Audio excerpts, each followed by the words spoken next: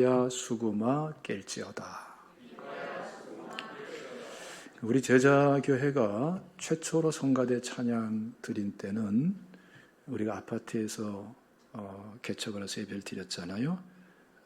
바로 그 아파트에서 성가대가 구성이 돼서 하나님께 찬양을 드리는 그 찬양이 첫 번째 찬양이었습니다. 이때의 성가대는 몇 가지 특성이 있어요. 전교인이 성가대원이었습니다. 그리고 그 숫자는 4명이었어요. 지휘자는 없었고 악기는 기타였어요.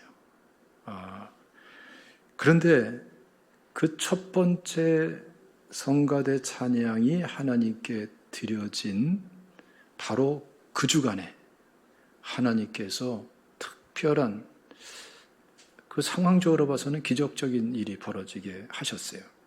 바로 그 주간에 피아노가 생겼습니다. 그리고 아주 훌륭한 반주자도 생겼습니다. 그리고 한 가정이 제자 가정이 되고 그것도 하나님께서 특별한 꿈을 통해서 제자 가족이 되도록 그렇게 인도를 하셨어요. 그래서 저는 이 찬양의 기적을 믿어요.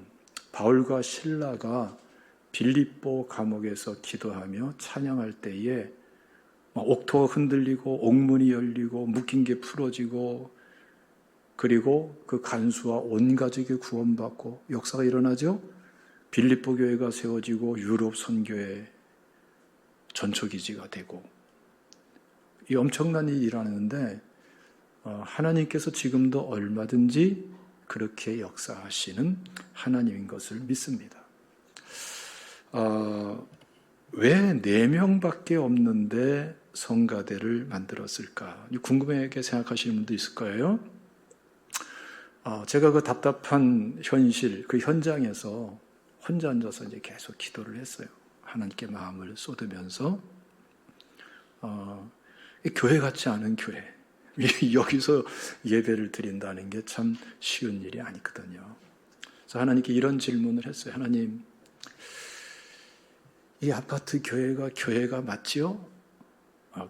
그러면서 제 마음속에 떠오르는 생각을 하나님의 말씀으로 받아들이면서 이제 듣는 거예요. 교회가 맞지. 하나님 그러면은 주일 예배도 하나님께 드리는 대예배가 맞지요? 그럼 대예배지. 하나님 그렇다면 예배에는 하나님께 드리는 찬양이 있어야 되죠. 우리 성가대가 있으면 좋겠지요? 그 찬양이 드려지기를 원하시죠?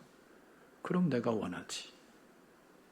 이렇게 이제 자문자답식으로 하나님께 기도하면서 말씀드리고 제 마음에 있는 생각을 응답으로 생각하고 이런 식이 된 거예요. 네. 그리고 기도하면서 가만히 생각해 보니까 4명인데 딱 남자 청년 2사람, 여자 청년 2사람이었어요. 그런데 음색을 딱 보니까 소프라노, 엘토, 테너, 베이스 4파트가 완벽하게 딱 균형이 잡혀 있는 거예요. 그리고 그 중에 남자 청년 하나가 기타를 가지고 있었어요. 예. 그분이 이제 지금 저기 앉아 계시네요. 우리 성춘희 권사님의 제부되는 권경철 집사님이에요. 지금은 이제 그 부인이 특별히 소명을 가지고 목사님이 되셔서 함께 신앙생활을 같이 못하고 있는데 좀 안타깝죠. 그러고 있는데 참 우리 귀한 사람이에요. 권 집사님이. 예배 끝난 다음에 이 4명의 청년들을 앉혀놓고 내 생각을 얘기한 거예요. 하나님이 우리의 찬양을 받기를 원하시니까 우리 성가대를 조직하자. 그랬더니 어안이 벙벙이라는 말이 그때에 나올 수 있는 말이에요. 멍하니 저를 잠깐 쳐다보더라고요. 그래서 내가 계속 얘기한 거예요. 여러분들 보니까 소프라노, 알토, 테너, 베이스 됐다. 그리고 우리 기타도 있다. 그 역사의 길이 남을 바이올리스트 파가니니가 한 유명한 말이 있다. 기타는 작은 오케스트라라고 했다. 우리는 하나님께 얼마든지 영광을 돌릴 수 있고 하나님께서는 그 찬양을 받기를 원하신다. 귀한 것은 이분들이 순종을 잘해. 믿음으로. 그래가지고 즉각적으로 이제 사파트로 돼가지고서 연습을 한 거예요. 그리고 그 다음 주일날 예배를 드리는데 4명 앉혀놓고 난 그 당시에 막 꼬레 소리 지르면서 설교를 했거든.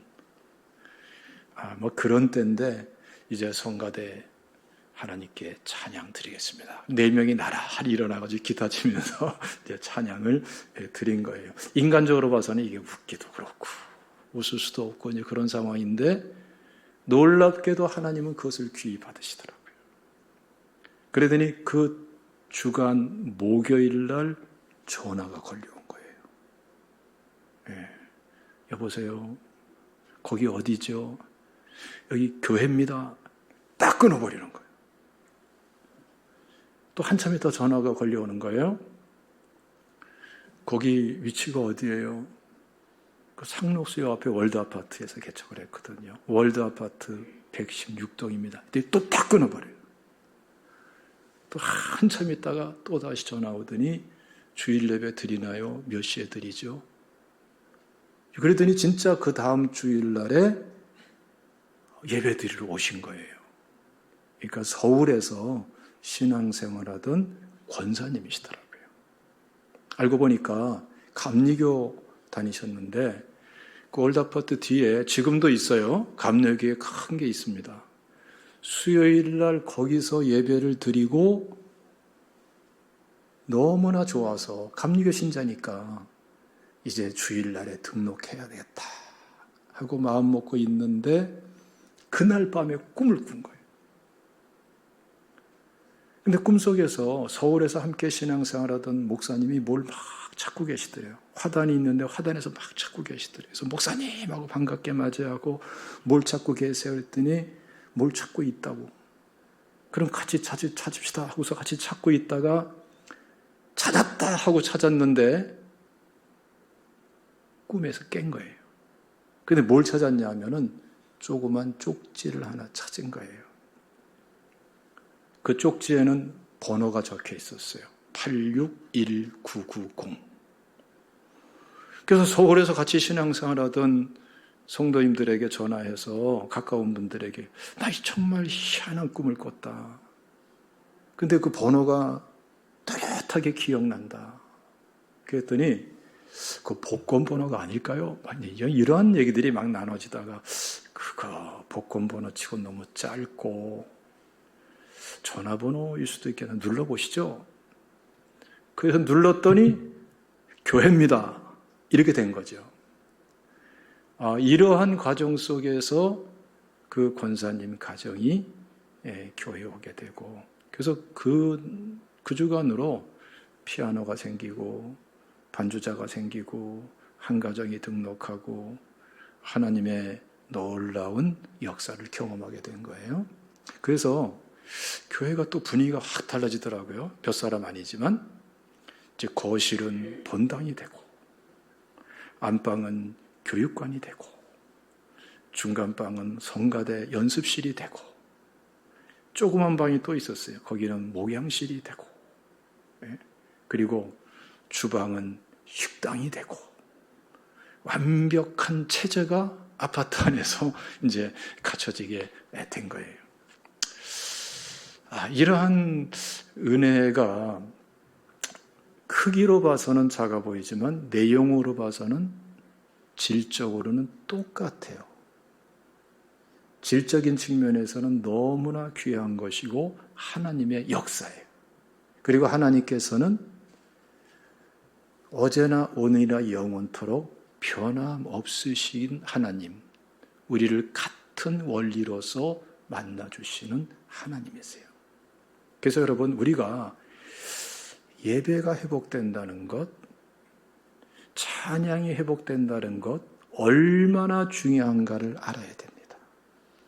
근데 뭐 굉장한 사건을 통해서만 회복되는 게 아니더라고요.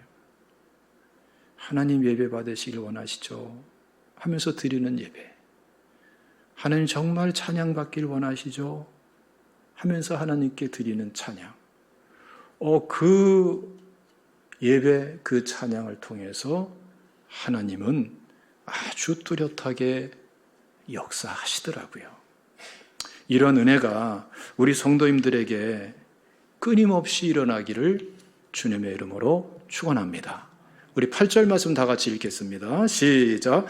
내 영혼아 깰지어다 비파야 수금아 깰지어다 내가 새벽을 깨우리로다. 여기서 깨운다는 말이 3번 나와요. 똑같은 단어예요. 어법만 조금 틀리죠. 똑같은 단어예요. 근데 좀 더 구체적으로 보면은 여기서 히브리 언어에 독특한 문법이 나옵니다. 소위 말하는 평행법이에요. 그래서 내 영혼아 깰지어다라는 말이 하나의 뜻이지만 두 번째로 나오는 비파야 수금아 깰지어다는 말을 의미를 보완시켜요. 비파와 수금아 깰지어다라는 말은 그 또 하나의 의미지만 내 영혼아 깰지어다라는 말의 의미를 보완시켜요. 그것으로 끝나지 않고 또 하나의 진전된 의미를 제시합니다. 독특한 이러한 문법이거든요. 여러분 지금 다윗은 내 영혼아 내 영광아 깰지어다 라고 이렇게 선포합니다. 영광이란 말이 굉장히 추상적이고 성경에 보면 굉장히 포괄적인 그러한 의미로 사용되기 때문에 어떻게 보면 상당히 이해하기가 어려울 수가 있는 말이에요.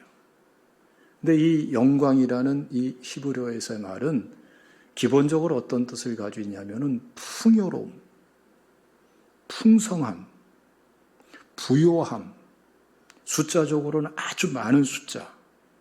그러니까 수와 양과 부피에 있어서 굉장히 많은 것을 의미하는 이 개념에서부터 시작돼 가지고 영의 영광 이런 식의 의미로 그 용례가 발전이 된 거예요. 그래서 기본적으로는 이 영광이라고 할 적에는 굉장히 풍성하고 풍부하고 부요하고 넘치는 그러한 것이 바탕이 되어 있는데 지금 이 다윗에게 있어서는 어떤 내용으로 이렇게 풍요하고 풍부하다는 거냐 하면은 하나님과의 관계에서 하나님의 은혜에서 그래서 1절에도 보면은 내게 은혜를 베푸소서 그러는데 하나님과의 관계에서 풍성하고 풍부하고 넘치는 풍요로움이 있는데 그 영광이 깨어나기를 선포하고 있는 것이죠. 그리고 이어서 그 연장선에서 비파와 수금아 깰지어다 이렇게 선포하는 거예요. 비파와 수금은 뭘 대표하는 거죠? 악기죠. 그러니까 찬양. 하나님께 드리는 찬양이 깨어나기를 선언하고 선포하는 거예요. 무엇을 기반으로 해서? 영광을 기반으로 해서. 하나님과의 관계 속에서 주어지는 은혜의 풍성함, 하나님의 은총의 부요함에 기초해서 지금 찬양이, 예배가 깨어날지어다, 깰지어다 이렇게 선언하는 것이죠. 여기에 다윗의 놀라운 승리의 원천, 승리의 원리, 승리의 자원이 담겨져 있는 거예요. 여러분, 다윗은 이러한 영광이 깨어나고 비파와 수금이 찬양이 깨어나는 역사 속에서 엄청난 그러한 일들을 특별한 체험들을 많이 한 사람이에요. 이 다윗은 여러분 그 광야에서 어린 시절에 양을 치면서 고독한 시간을 많이 보냈어요. 외롭죠. 막막하지요. 깜깜하지요. 양들은 잠들어 있고 하늘에는 별만이 초롱초롱 떠 있는 그 광활한 광야에서 새벽이 밝아오기를 기다리면서 다윗은 뭐 했습니까? 예배자로 드려지는 거예요. 비파와 수금을 켜면서 찬양을 드리는 거예요. 거기서 하나님과의 교제의 풍성함이 무엇인가를 알고 그 찬양의 은혜를 알고, 근데 여기서 놀라운 일이 일어나는데 앞에서 보면 말이죠, 사울왕 앞에서 막 선포하는 내용이 있죠. 내가 양을 지키다가 곰이 양을 해치려 오면 곰을 쫓아버리고, 나한테 달려들으면 그 털을 잡아서 찢어버리고, 사자를 물리치고, 하나님이 거기서 나를 건지셨습니다. 그래서 뭘 얘기합니까? 저 골리앗도 하나님이 쓰러뜨리도록 역사하실 것입니다. 실제로 쓰러뜨렸어요. 다윗은 여러분 전쟁터에 나간 백전백승이었어요. 구체적인 하나님의 도우심을 힘입을 수 있는 사람이었어요. 그 원천이 무엇이었습니까? 내 영광아 깰지어다. 비파와 수금아 깰지어다. 그래서 내가 새벽을 깨우리다 그러는데, 새벽을 깨운다는 것이 여러 현장에서 그 현장에 맞게 다양하게 나타나는 거예요. 곰을 쳐서 쫓아낼 때는 곰을 쫓아내는 역사로 나타나고, 골리앗을 쓰러뜨려야 되면 골리앗을 쓰러뜨리는 역사로 나타나고, 전쟁에서 승리로 나타나고, 이 놀라운 은혜가 있는 것입니다. 여러분, 그러므로 우리가 예수 믿고 구원받고 우리가 예배드리는 예배자라면은 우리는 이 다윗의 세계를 알아가고 다윗의 은혜를 알아가야 축복된 줄로 믿습니다. 예? 다윗의 이러한 은혜의 출발점은 그의 중심에서부터 시작이 되었어요. 사무엘상 16장 7절 말씀 다 같이 읽겠습니다. 시작. 여호와께서 사무엘에게 이르시되 그의 용모와 키를 보지 말라. 내가 이미 그를 버렸노라. 내가 보는 것은 사람과 같지 아니하니 사람은 외모를 보거니와 나 여호와는 중심을 보느니라. 하나님은 지금도 우리의 중심을 보세요. 그러니까 사람은 함부로 판단하기가 어려운 거예요. 하나님은 중심을 보고 있기 때문에. 자, 그 중심을 보시고 다윗에게 그 다음 단계 은혜를 주시죠. 이것도 읽어봅시다. 바로 그 다음인데 사무엘상 16장 13절 말씀입니다. 시작. 사무엘이 기름 불병을 가져다가 그의 형제 중에서 그에게 부었더니 이날 이후로 다윗이 여호와의 영에게 크게 감동되니라. 사무엘이 떠나 라마로 가니라. 중심을 보신 하나님께서는 다른 사람에게 기름 붓는 것이 아니라 바로 다윗에게 기름을 부으시는 거예요. 그리고 그 결과가 나타나게 됩니다. 그것도 조금 더 나가서 사무엘상 16장 23절 말씀을 다 같이 읽겠습니다. 23절 시작. 하나님이 부리신 악신이 사울에게 이른 때에 다윗이 수금을 취하여 손으로 탄즉 사울이 상쾌하여 났고 악신은 그에게서 떠나더라. 희한하고 특별한 일이 일어나게 되죠. 그렇죠? 이것은 바울과 실라가 빌립보 감옥에서 경험한 것과 원리상으로 똑같아요. 원리는 뭡니까? 하나님이에요. 그리고 바울과 실라도 하나님께 기도하고 찬양했잖아요. 원리는 똑같아요. 내 영광아 깰지어다. 비파와 수금아 깰지어다. 내가 새벽을 깨우리로다. 저는 여러분 이와 유사한 실질적인 현장들을 여러 차례 경험한 적이 있습니다. 아주 오래전에 이 총신대학에서 그 보통 대학마다 축제라잖아요. 거긴 축전이라고 그래요. 상당히 어수선하고 뭐 각 파트별로 또 과별로 많은 일들이 벌어지고 있는데 저는 거기서 경험을 했어요. 그 사당동 캠퍼스에는 그 중앙에 잔디밭이 넓게 쫙 이렇게 깔려 있어요. 근데 그 단상 쪽에 본부석 쪽에서 찬양 시간이 순서가 들어왔는데 그때 예수전도단에서 온 남자 청년 하나예요. 그 청년 하나가 딱 나와서 찬양을 하는 거예요. 지금도 그 모습과 생생한데 오늘 우리 찬양을 인도한 오성영 군과 아주 비슷하게 생겼어. 사이즈도 비슷하고 호리호리하고 머리 모양도 비슷했던 것 같아요. 근데 성현 군이 찬양할 때 눈을 자주 감죠. 그 친구도 눈을 감더라고. 근데 내가 딱 보면서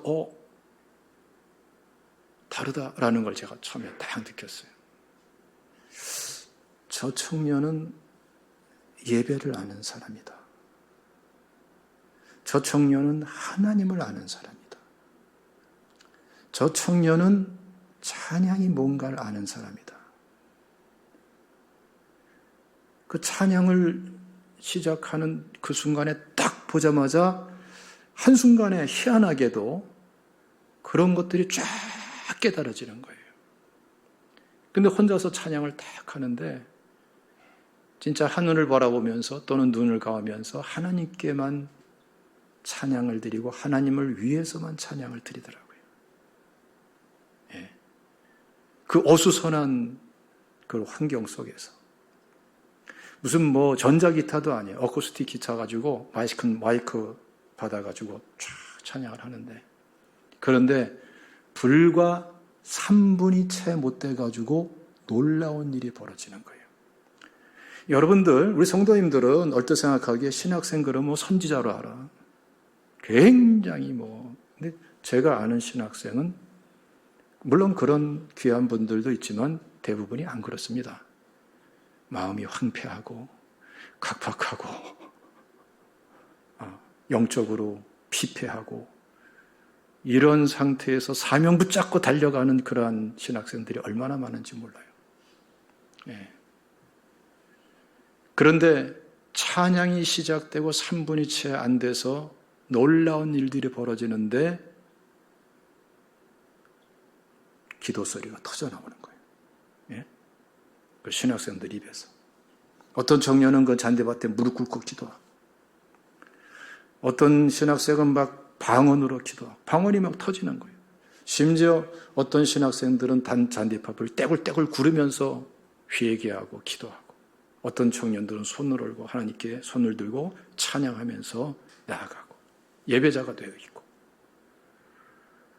그러니까 여러분 막 축제이니까 여러 가지 막 어수선하고 혼란하고 각자 막 파트별로 막 움직이고 있는 그 혼란한 때인데 그것을 전부 걷어버리고 새로운 무질서가 거기에 펼쳐지기 시작을 했어요. 그때 제가 하나님께 향한 찬양이 실제화될 때에 이렇게 놀라운 것이구나 라는 것을 새삼스럽게 깨달았어요. 그 또 한가 군대에서는 그것도 참 놀라운 건데요. 미국의 시애틀에서 제가 경험을 한 거예요. 거기 에드먼드라는 지역에 웨스트게이트 채플이라는 교회가 있어요.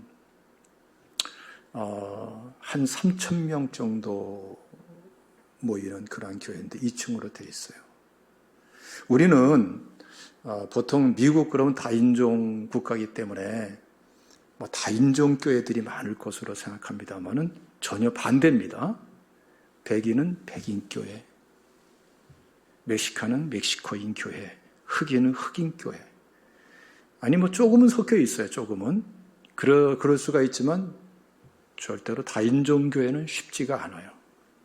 근데 그 교회는 안디옥 교회처럼 다인종 교회예요. 그리고 구성원만 다인종이 아니고 신앙생활에 벽이 없어요. 근데 그 비결이 뭐냐? 제가 참 연구 차원에서 기회만 되면 들여다보고 그랬는데,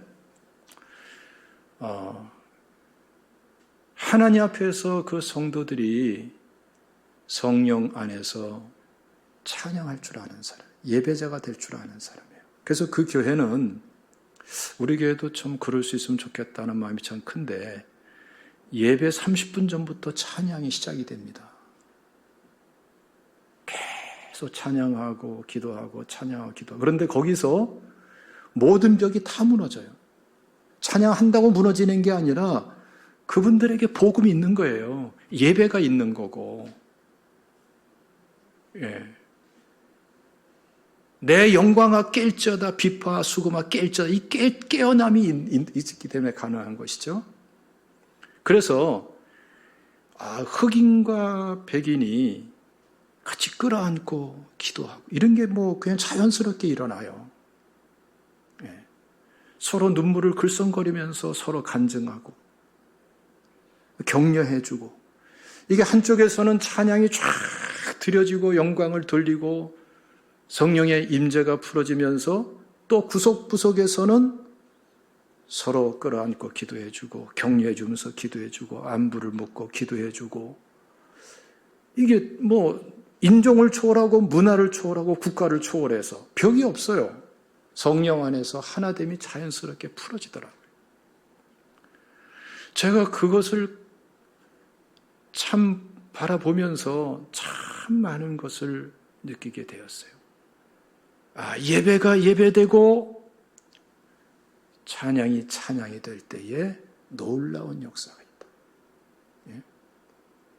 이 다윗의 찬양도 그런 것이 아니겠는가, 그런 생각을 제가 합니다. 근데 우리 교회에서도 창립 이래로 제가 가장 인상 깊은 찬양은, 좀 오래됐습니다마는 앤 텁스 사모님이 오셔서 찬양할 때, 그때 키보드를 연주하면서 찬양을 했어요. 찬양을 하는데 한국말을 모르잖아요. 미국 사람이니까 영어로 찬양을 했어요. 영어로 찬양하는데 우리 성도님들이 막 기도문이 막 열리는 거예요. 방언이 막 터지는 거예요. 방언이 다는 아니지만 막 영적으로 막 새로워지는 거예요. 회개 소리가 들리고 탄식 소리가 들리고 하나님께 영광 돌리는 소리가 들리고, 굉장한 변화가 일어나더라고요. 처음에는 영어를 다 알아듣나? 아무리 그게 아닌데 성령 안에서는 언어의 벽도 뛰어넘더라고요. 사랑하는 성도 여러분, 이거는 무슨 특이한 찬양이 있다 없다 이 문제가 아니라, 이거는 하나님과의 관계성의 문제고 예배의 문제고 찬양의 문제고, 오늘 다윗을 보니까 자신의 삶의 돌파의 문제예요. 해답의 문제인 것을 우리가 알 수가 있어요. 이거 우리가 자꾸 알아가고 더 풍성하게 채워가야 될 줄로 믿습니다. 넘치도록 이 은혜를 알아가기를 주님의 이름으로 축원합니다. 할렐루야. 어디서 시작됐다고요? 그 중심에서도 시작되고, 그리고 거기에 준비된 그 중심, 그 마음의 그릇에 하나님께서는 기름 부으시는 거예요.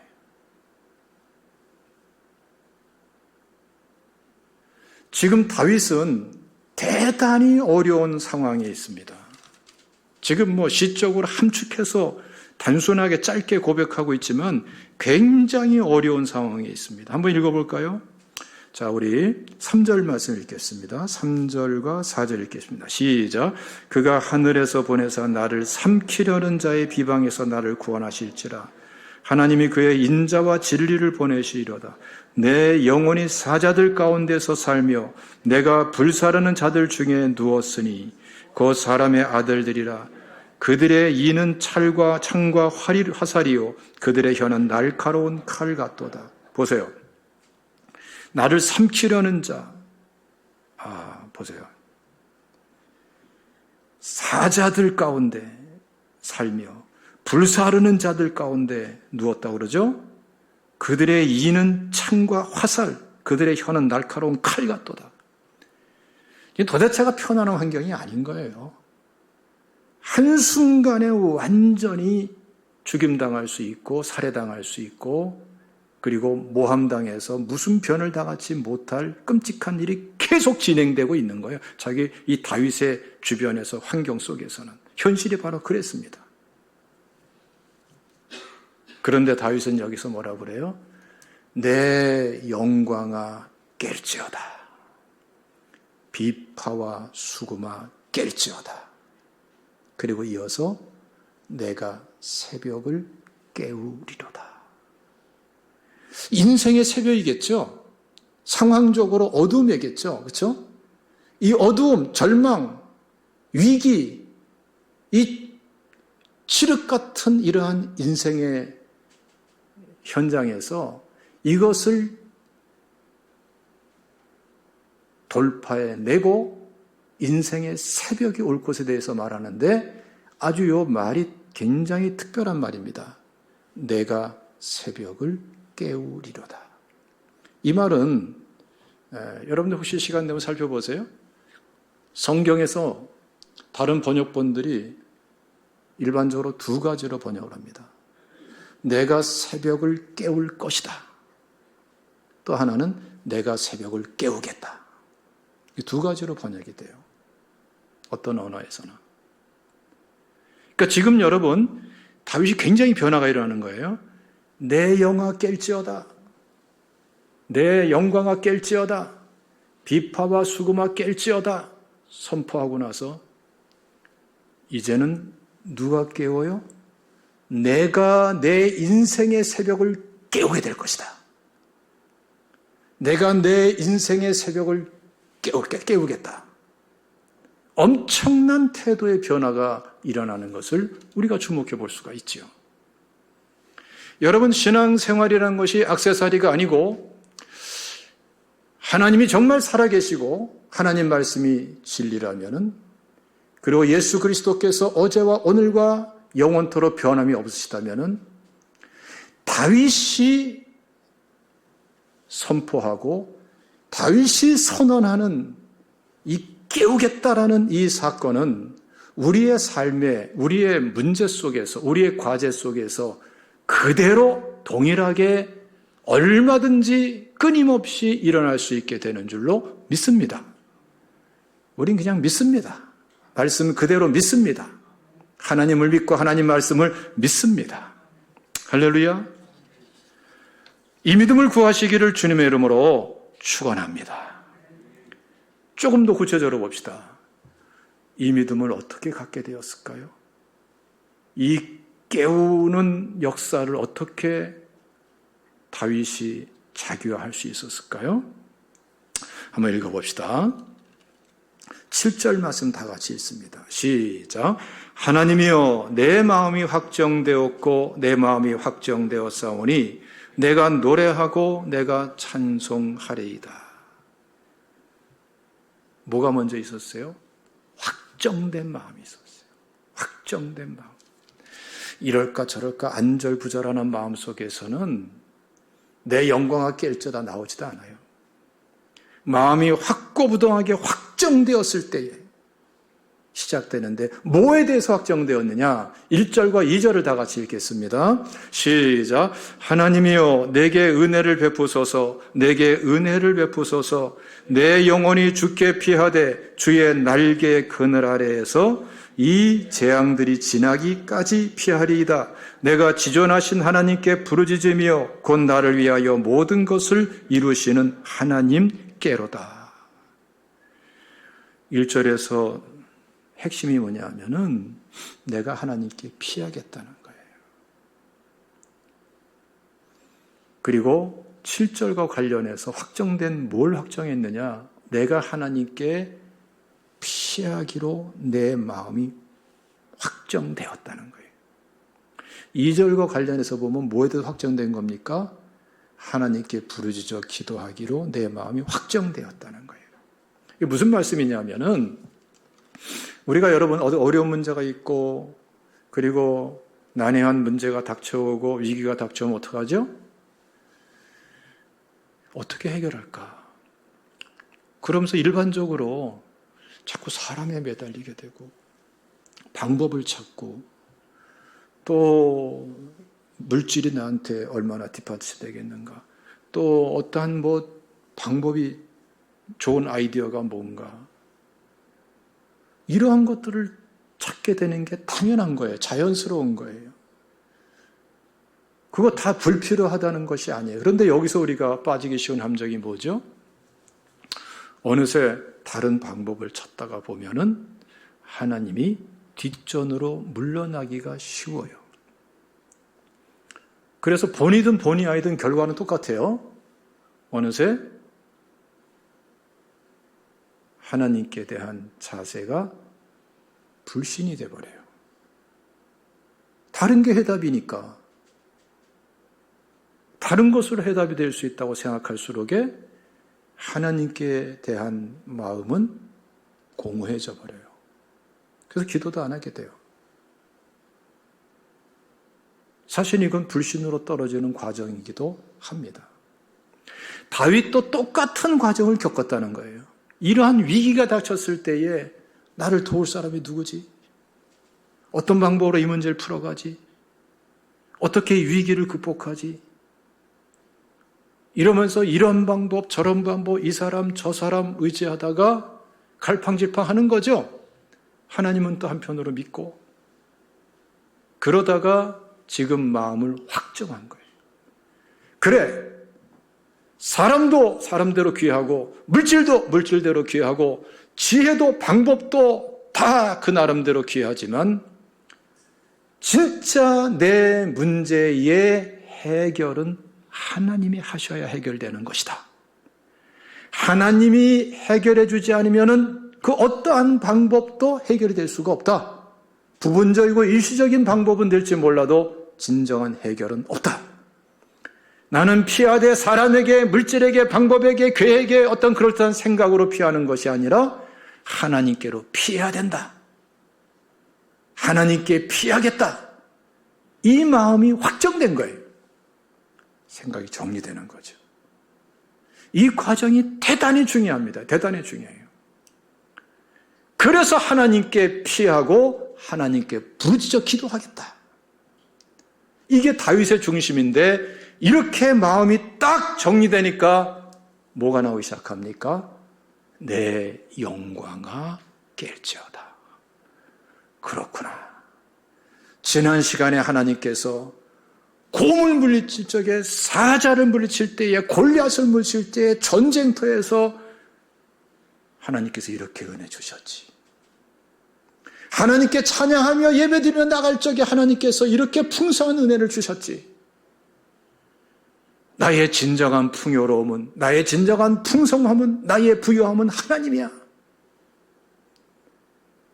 내 영광아 깰지어다. 하나님이 주신 은혜가 내 영광입니다. 내 영광아 깰지어다.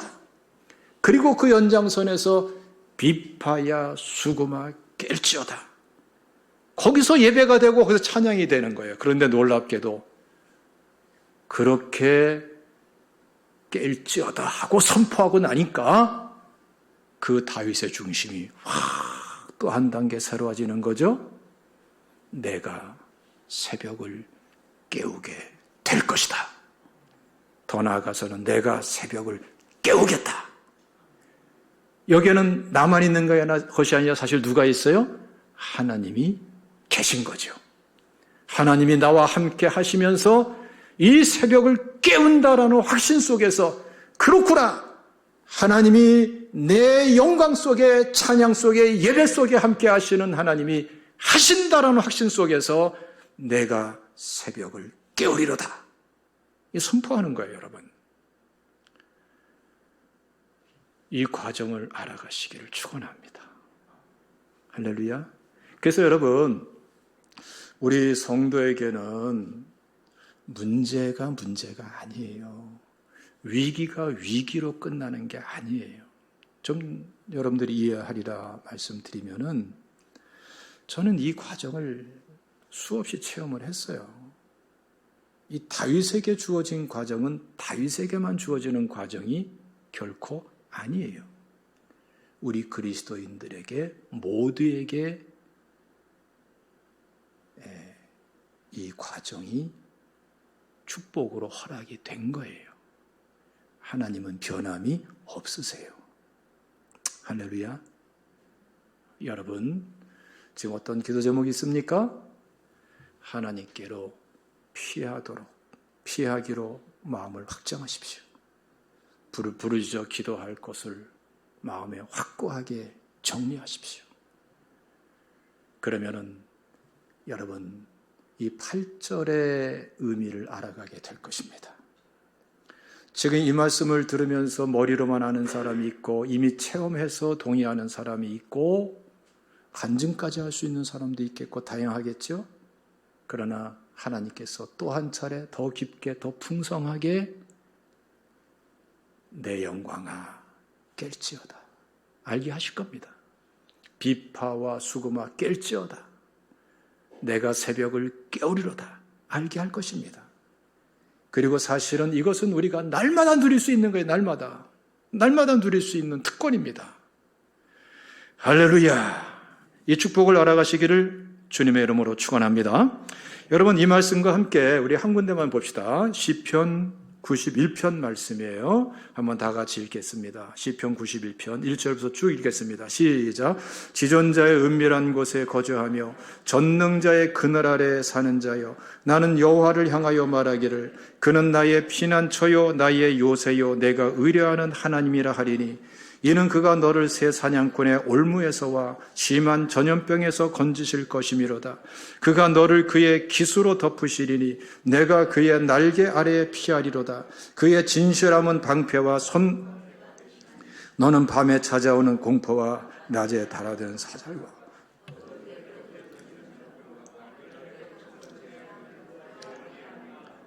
천명이 내 왼쪽에서 만명이 내 오른쪽에서 엎드러지나 이 재앙이 내게 가까이 하지 못하리로다. 오직 너는 똑똑히 보리니 악인들의 보응을 내가 보리로다. 내가 말하기를 여호와는 나의 피난처시라 하고 지존자를 너의 거처로 삼았으므로 화가 내게 미치지 못하며 재앙이 내 장막에 가까이 오지 못하리니, 그가 너를 위하여 그의 천사들을 명령하사 내 모든 길에서 너를 지키게 하심이라. 그들이 그들의 손에서 너를 붙들어 발이 돌에 부딪히지 아니하게 하리로다. 내가 사자와 독사를 밟으며 젊은 사자와 뱀을 발로 누리로다. 하나님이 이르시되